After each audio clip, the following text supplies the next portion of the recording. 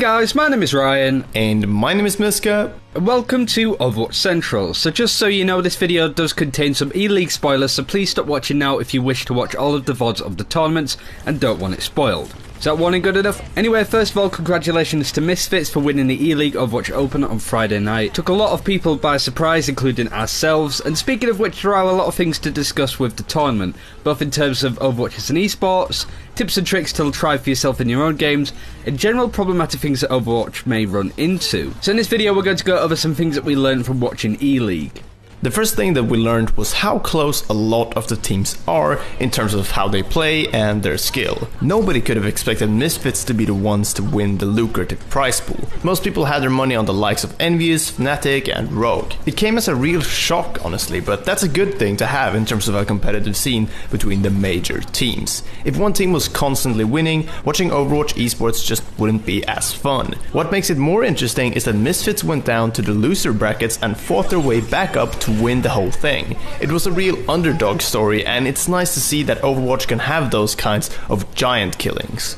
Next up is Mei, and how she became one of the most popular heroes on defense for attack and defense. Mei was used a lot. We're not entirely sure how much, but no doubt Captain Planet and Planet Overwatch will have the statistics soon enough for you to check out. But Mei was the queen of sustain and control of the objectives, and so frequently we saw her and her ultimate put a stop to the enemy's attacks. We did expect to see some Mei, especially with the likes of Tavik and Seagull in the tournament, but we were honestly blown away with how often she was used. Ask Josh, he hit the nail on the head when he tweeted out saying that Mei was acting like another tank, being able to stay on the point and contest for so long. It's certainly given us more food for thought on whether Mei is viable for your own picks in your own ranked games, but we'll talk about that some other time, as there's plenty more things to go over in terms of she's been used in these tournaments, therefore she is good. The first is more of a pet peeve than a problem in itself. There is a huge gap in competition between the American teams and European, so please don't put them in separate groups. For those that don't know, the finals were between the best team in the US and the best team in the EU bracket, so to say. Most of you that follow the esports scene will know that the American teams have a gulf in class between Envious and the other American organizations. That's not to say the other teams are bad, just that Envious in the pool of teams are on another level kinda. The EU scene, however, is much more competitive and essentially anybody can beat anybody. The EU matches were much more interesting to watch than the US ones, as there were some real upsets. Or maybe that's just because we're European, but honestly we really enjoyed watching it. Anyway, back to talking about the tournament structure. So for example, the ESL Atlantic Showdown featured 2 EU teams in the final, so surely the best 2 teams out of both NA and EU should reach the finals, not just one from each area. It was something we felt held the tournament back as a whole, and we'd appreciate to not see this format again, to be honest. It definitely didn't ruin the whole event, but I don't think it's a format we should keep up. Next up, we want to talk about how the meta is quite unhealthy right now. It's in an interesting place with a lot of emphasis being put on the tank heroes. We know that Blizzard plans to quell the triple tanks meta by nerfing Ana slightly, and if that doesn't work they will do other things down the line. But it's generally interesting the way the meta has gone.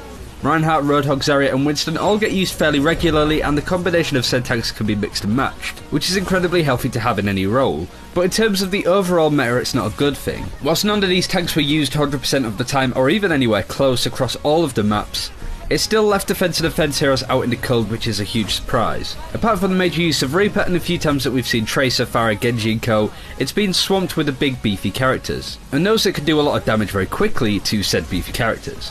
We'd say that now is definitely a good time to practice these tanks. Roadhog, Zarya and Reinhardt can all do huge work on their own, so if you can play Zarya and Roadhog specifically in your unranked games, then you definitely should do. Miska's been playing a lot of Zarya recently and it seems to have worked pretty well for him. Just keep an eye on what major changes will happen, what it will do to the tank meta overall, and then check what's the meta when we go around to do it. There's no doubt Blizzard are looking at this and they really want to change it as soon as they can.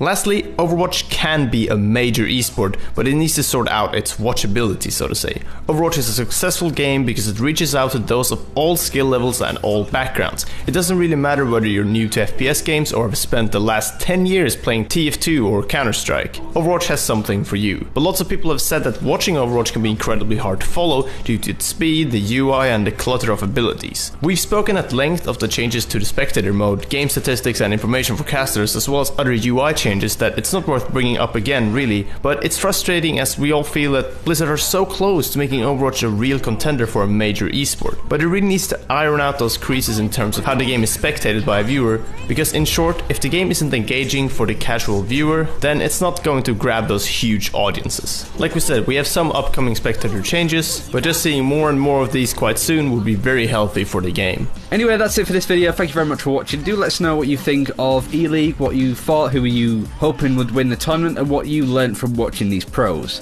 Thanks again for watching, take care, and we'll see you next time.